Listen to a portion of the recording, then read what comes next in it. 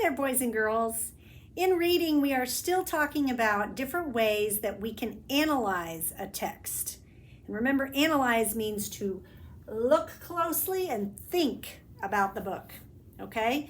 We can analyze a book by talking about the genre. Is it fiction or nonfiction? Is it a fantasy or realistic fiction? Is the book happening in time order? You know, is it going first, second, third? Is it passing through a day? How is the structure? Remember those cool books like the one that goes in a circle? If you give a mouse a cookie and he gets back to the beginning, he wants that cookie. He starts with a cookie and he ends with a cookie. Or the little old lady who swallowed books where it just keeps building, right? But repeating everything it already talked about. The same of the giant turnip, right? They added a new person to pull the turnip, but then they kept talking about all the other people.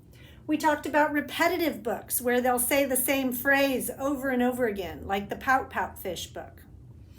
And then we talked about humorous books or where they use funny sound words. So good readers that analyze might notice that the author did that on purpose to make the book more interesting for us.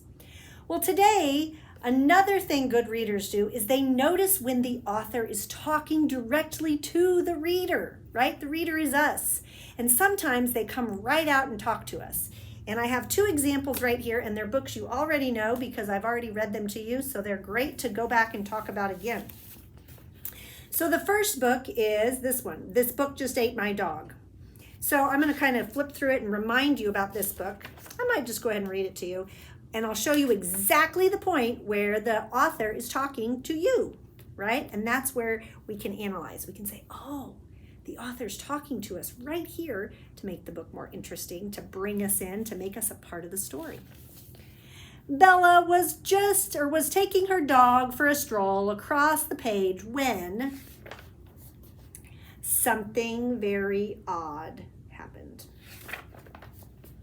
Bella's dog disappeared. Hello, Bella. What's up? Said Ben. This book just ate my dog. Ben decided to investigate. But Ben disappeared too.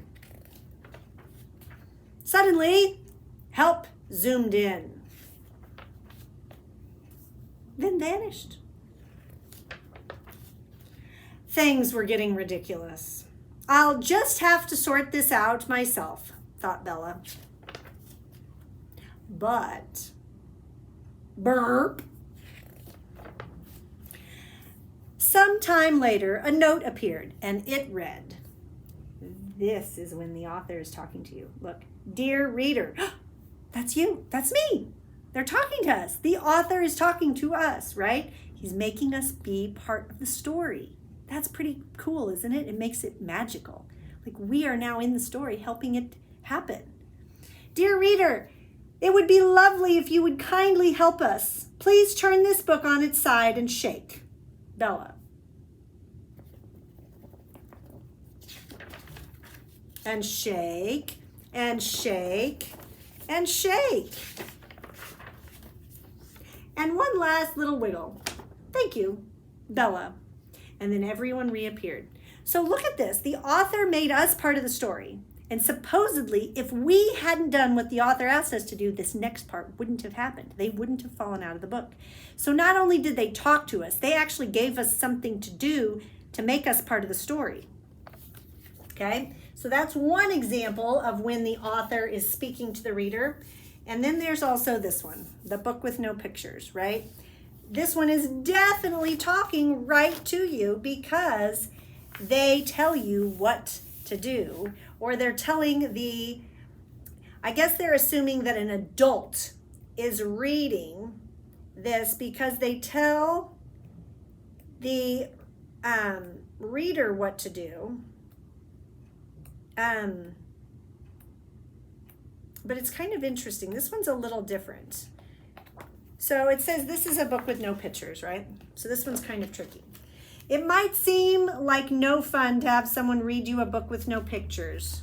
It probably seems boring and serious, except here's how books work. Everything the words say, the person reading the book has to say. So they're not really talking to us, but they're bringing us into the book, no matter what. See, they're talking about us a little bit. That's the deal. That's the rule. So that means even if the words say blork, wait, what? That doesn't even mean anything. So that part seems like that's me talking, the reader. So he pulled me into the story.